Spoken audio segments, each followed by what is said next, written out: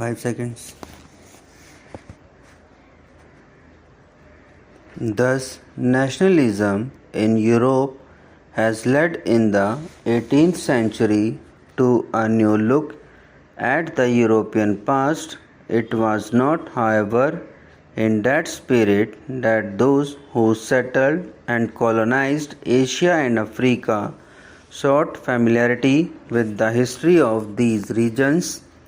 With the transformation of trading connections into colonial relations, the need to know the history of the colonies was based not merely on an intellectual curiosity but also on the exigencies of administration.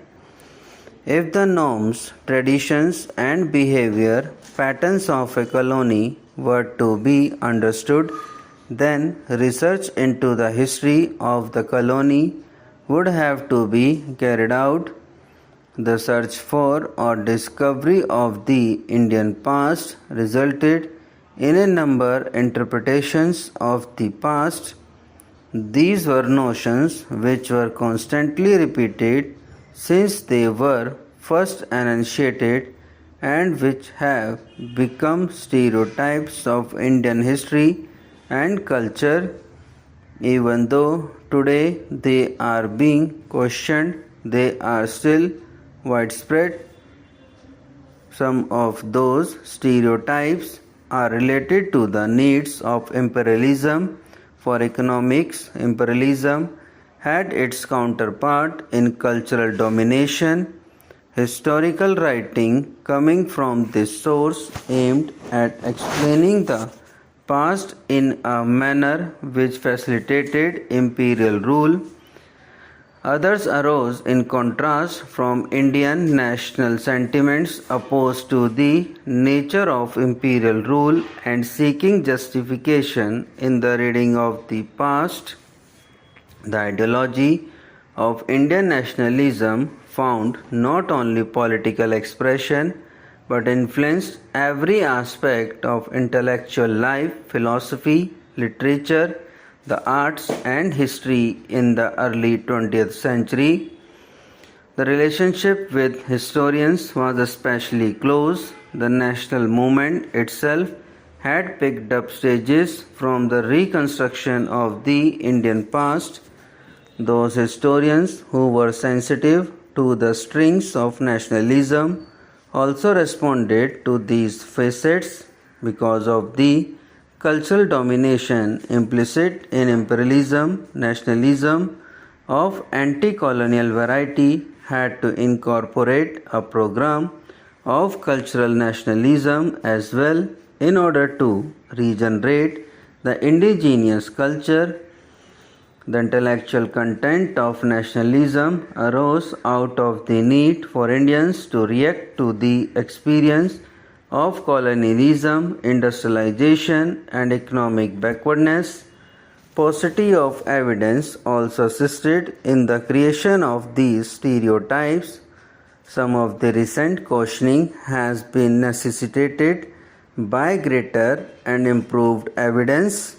The more persistent of the stereotypes have dominated not only historical interpretation but have become the foundation of modern political ideologies.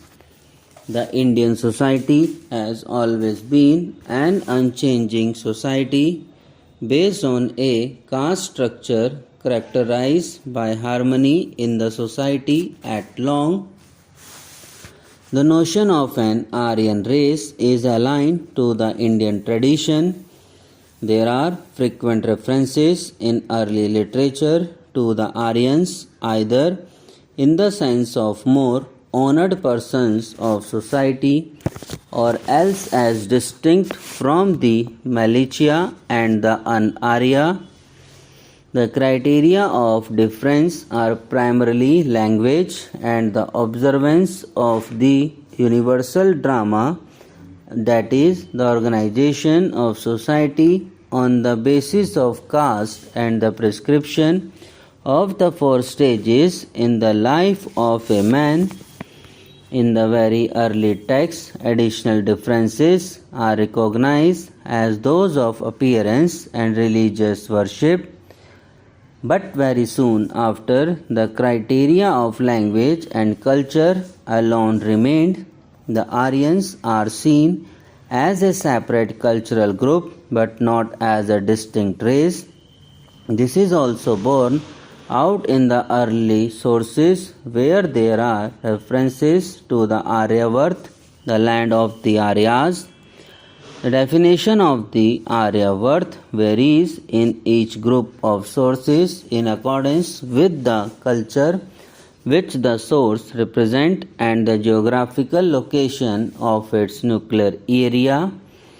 The later Vedic texts speak of Aryavarth as essentially the Ganga Yamuna Doab and its fringes, lands beyond.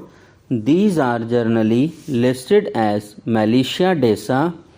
Thus we are told the Magad and Ang are inhabited by the mixed caste and are unfit for the Arya. In Jain sources, however, these regions are listed as a part of Aryavarth, as also in the Buddhist sources, where the location of Aryavarth is distinctly to the east of Doab in the modern Rajmahal area. By the time of Manu, Aryavarth was defined more or less as northern India, north of the Vindhyas. Race is not the criterion and obviously could not be, for the concept of race, both in the scientific and the popular sense, is a product of modern Europe. Again, Indians in the pre-18th century never claimed that they were more spiritual than other peoples or that the Indian way of life was concerned solely with things spiritual. The ideal of the earlier text that the best life on earth is a balance between dharma, earth and karma shows a healthy unconcern for any obsession with either the spiritual or the material.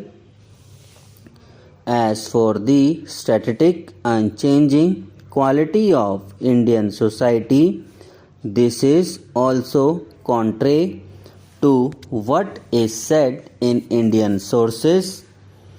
There are frequent references to changes in society, some of which are approved and other deplored. Hindu, Buddhist and Islamic thinkers state that society is perpetually undergoing change. From an initial utopian conditions, society has not only changed but deteriorated. Ultimately, however, it will move towards the return of the utopia, be it fresh Satya Yug or a final judgment day.